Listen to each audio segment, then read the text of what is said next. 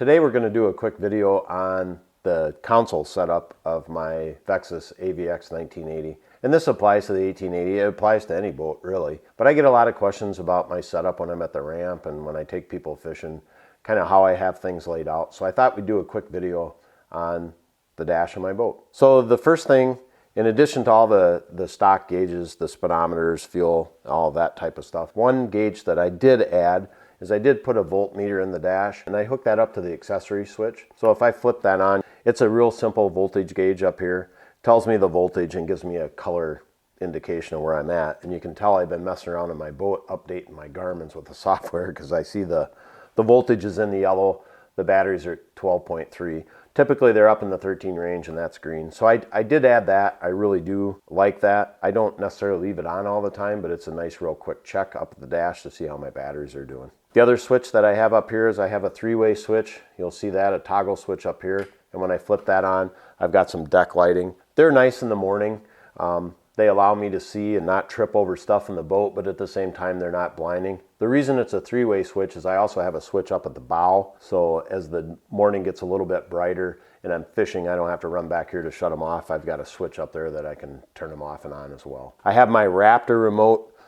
I have that, one of the remotes here. I've got the stomp pads up front, but I also have a remote here at the console. And then I have a RAM mount for my phone. And this is probably the phone mount. I've tried a bunch of different ones. And I got to tell you this, it's a little bit pricier, but you really do get what you pay for. It's awesome. It works. It's articulating so you can move the phone in all kinds of different angles. And it's real simple to put your phone in. You just squeeze the sides, lay your phone in and let go, and your phone is nice and secure in there. It also has a rubber gasket on the back that if you're in really rough waters, you can put that over there and it's kind of a safety net. When I originally bought this, it was the suction cup version, and I tried suction cupping that to the side of my console, down on the side over here by the controls. And the suction cup works pretty good. It doesn't work that well over a period of time. 9 times out of 10 when I was running, especially in rough water, that thing would vibrate and it would constantly be falling on the floor.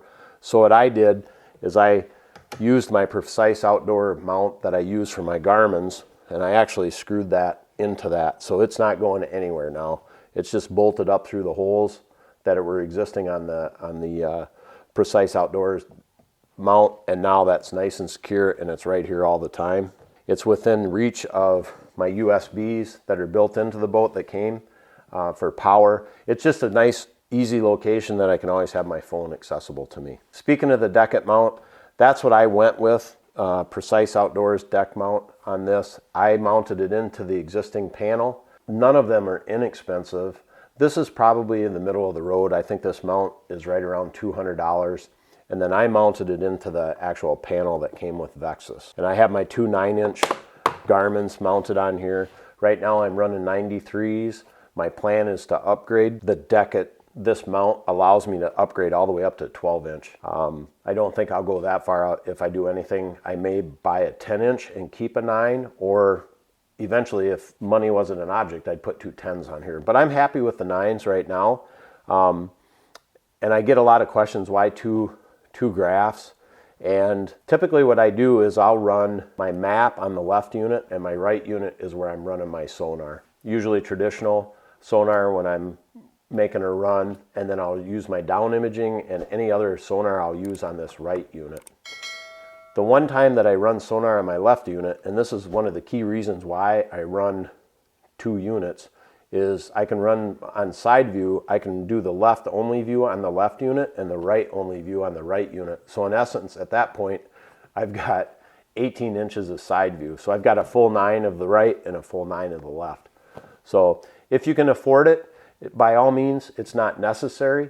It's just adds some convenience, really, that I can have a full 9-inch map on one and I can have full 9-inch sonar on the other. The units will run multiple screens. It's just obviously that when you run multiple or combo screens, each screen is going to get a little bit smaller. So that's why I run two units on the back. Again, it's a convenience type thing, and you can certainly get away with one without a problem. My dad runs a 9-inch on his boat. I fish with him all the time, and no issues. you're just toggling back and forth a little bit more. You're giving up some size if you do the combo screens.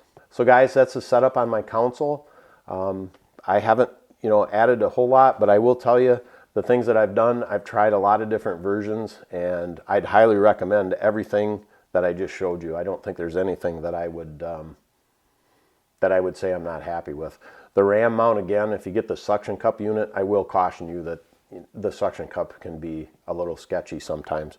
But if you can mount it on something permanent, it's fantastic. So guys, that's a quick rundown of the console, and stay tuned for more content from Zev Outdoors.